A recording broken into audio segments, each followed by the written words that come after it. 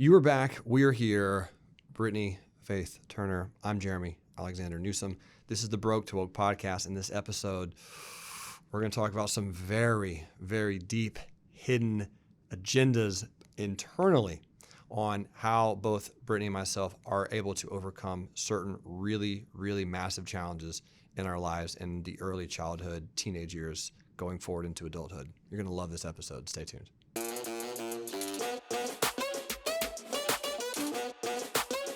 All right, everyone's been dying to know.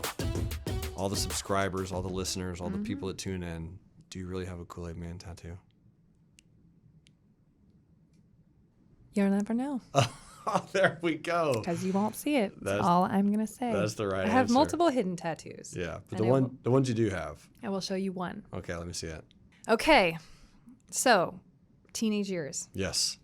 Very nervous. Yeah. Definitely thought different than people. I thought it was because I was homeschooled that I was just a different thinker. Because we didn't have TV, I didn't have anybody else tell me what was cool and what was not cool. So a very free thinker. I have seen the effects of being homeschooled throughout my whole life. It's here's what society tells you is normal, and here's Britnie.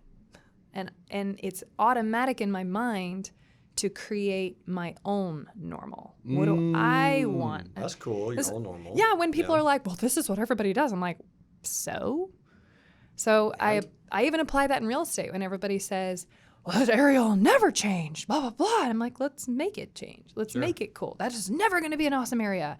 Let's make it awesome. Yeah. So that concept of actually transforming things to be what you see it as, I didn't know wasn't normal.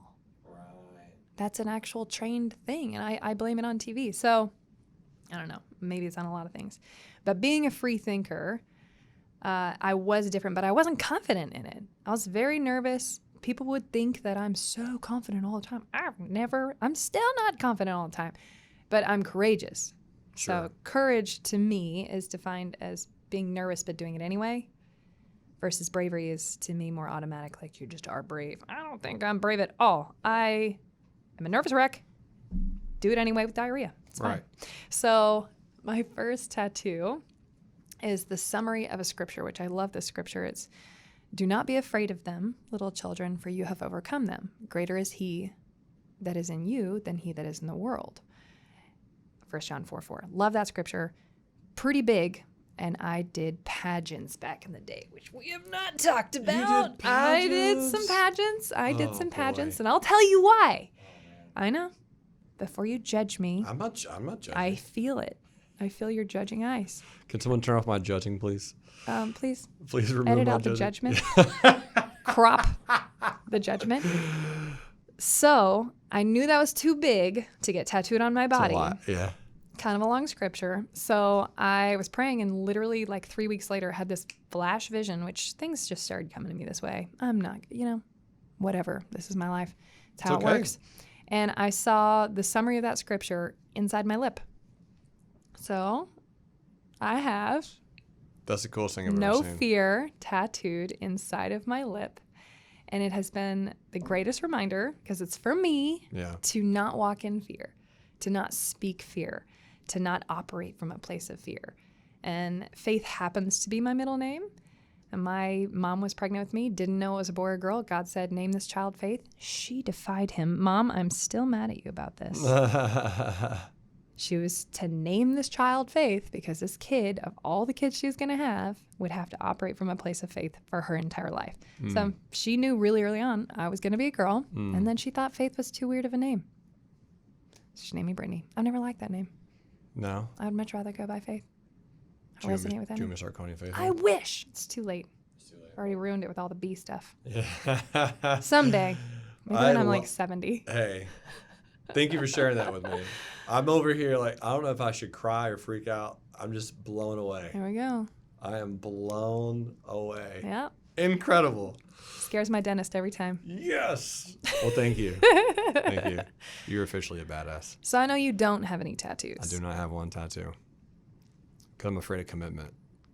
Oh, is that why? That's it. Really? I think so. Okay. Let's get into this. You're going to ask me all this personal stuff. It's just a lot. I mean, it's on you for a long time, relatively forever. Everybody asks, what are you going to do with that tattoo on your arm when you're 60? I said, I'm getting a sleeve when I'm 60. There you go. I want to do it. Yeah. Stretch me out. Go for it. Stretch it all out. Giant tattoos. There's nothing wrong with that. The older I get, the more I want. Hey, there's nothing wrong with that. Just to freak people out. I'm going to get some. So what would you get if you had to get one right now? I already know what I would get. I mean, it has to be this big. That's okay. There's a large chance I'll probably will get this tattoo. 1 foot by 1 foot for those of you who can't see it.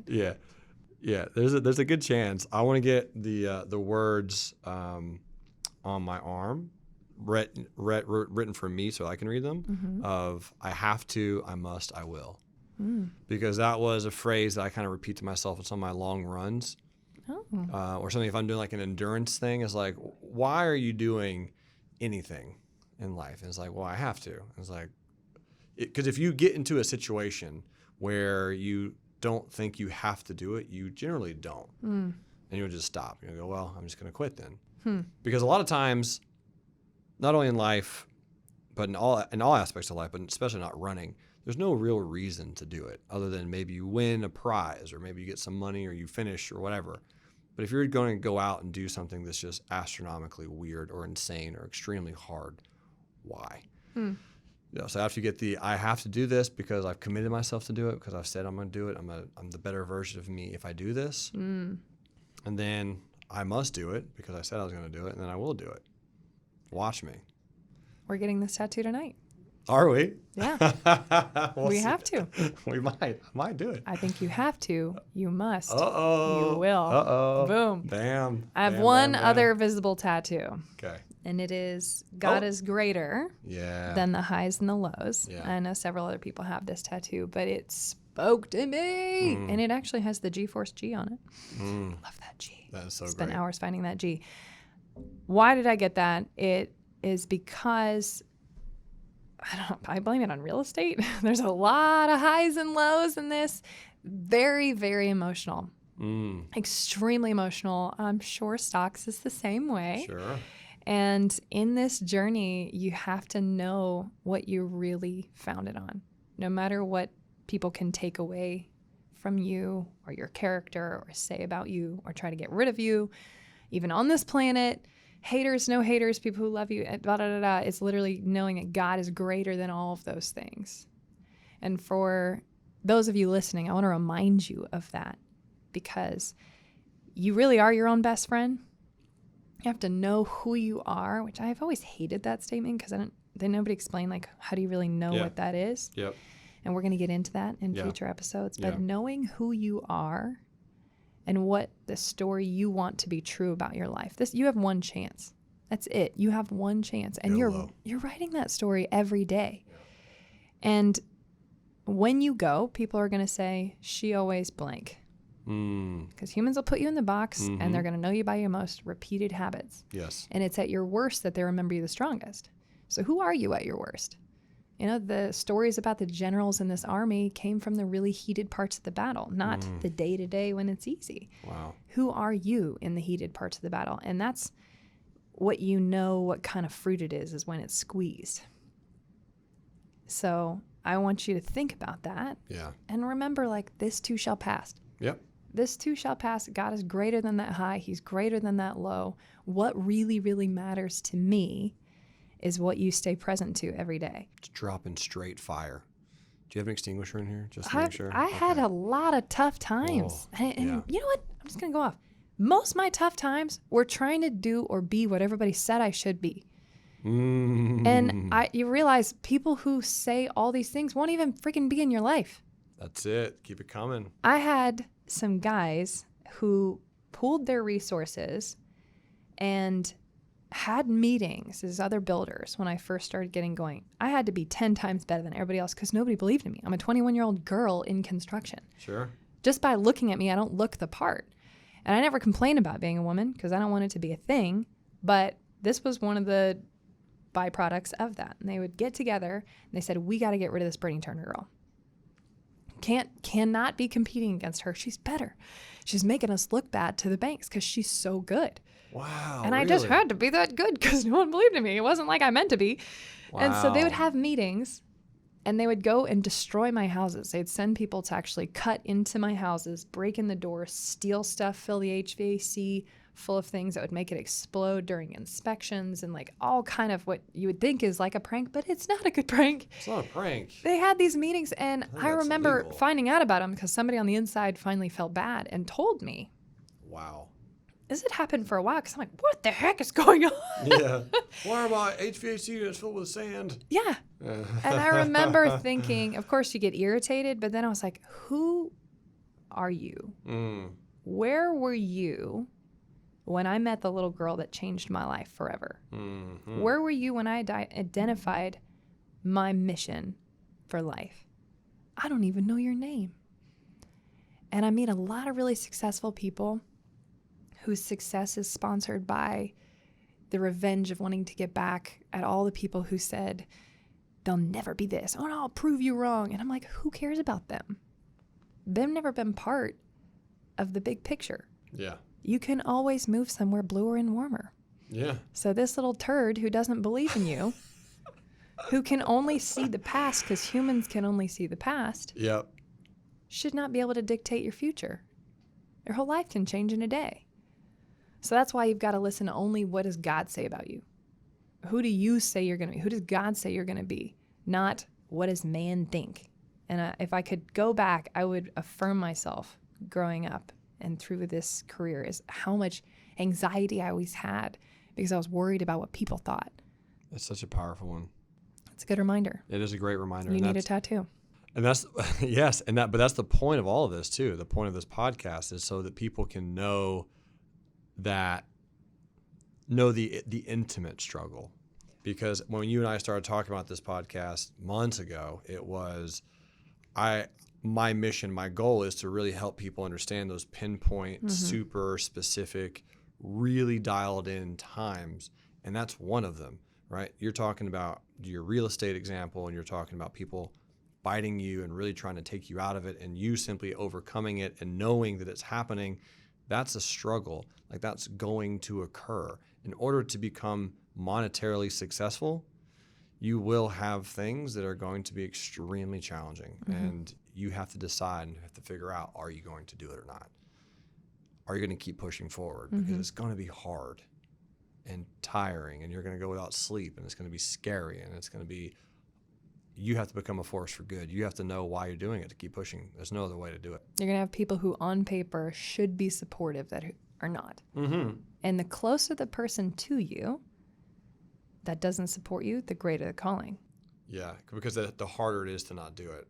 The harder it is. And I think it's training.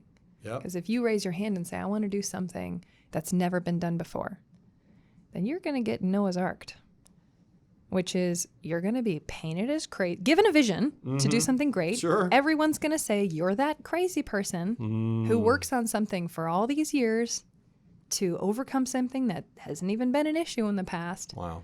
But if you stay true to the calling, you can save humanity. So I call it, sometimes you got to Noah's Ark that ish. Because he worked on that for a while. Long time. Yeah. Long time. Yeah. Yeah. I can't even imagine the kind of neighborhood hater. Oh, there's that guy with the giant boat. Yep. Yep. And that's how you feel. That's how you feel, especially if you have an invention or even a new way of doing your approach. You know, I wanted to mindfully revitalize the urban core, not just throw up houses and make money. Yes. And I was made fun of my whole career for having such a big heart. Britnie, you're never going to be successful. Never going to be successful because if you care this much about people on the planet, you'll never make money. Do me a favor. Is there someone that literally said that to you? Everybody said that. Really? My mentors said that. All of my mentors. And that was probably the greatest struggle of my career was having people who, I'm very picky on who I listen to, but even having the people I chose to listen to tell me I would never make it. My current mentor told me that G-Force would never work. I just threw down with him today about it. I was like, you're the one that said this wouldn't work. And it's huge now. I mean, it's amazing. It's changing lives. But that's actually why I started G-Force, was because I had zero network that gave a crap about changing the world and helping human beings and the planet become a better place via their business. I thought and was told you have to pick greed and you have to be really masculine and you have to be really tough if you're going to make it. And so I wanted to prove you can do it. Oh, it sounds so cheesy.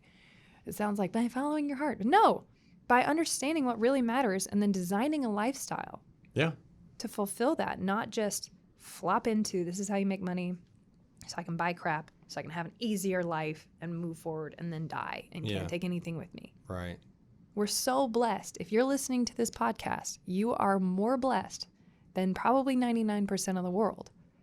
And with that blessing comes a responsibility to be able to make a way for others. And by creating these resources and being able to provide for more than just yourself and your family, you can do that. And I'm so grateful to know you, Jerremy, because you are reaching back. You know, you figured something out.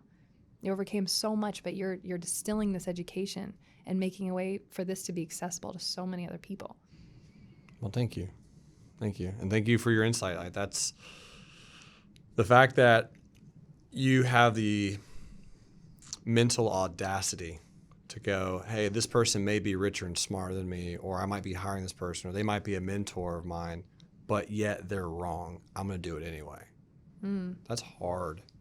That's a challenge. And for anyone listening to that, I want you to know that you're going to face that exact same thing. It doesn't matter if you hire me as your mentor, or you hire Britnie as your mentor, or you work with someone in the G-Force community. They might give you advice that could be incorrect because it's just simply our point of view. But that will help you determine your strength and your will to find out if you really, really want to keep pushing forward with that. So in the next episode, we're going to talk a little bit about that very first entrepreneurial start that you had, where it really started going, where that process began, and talk about some more hurdles that you overcame and how you overcome those.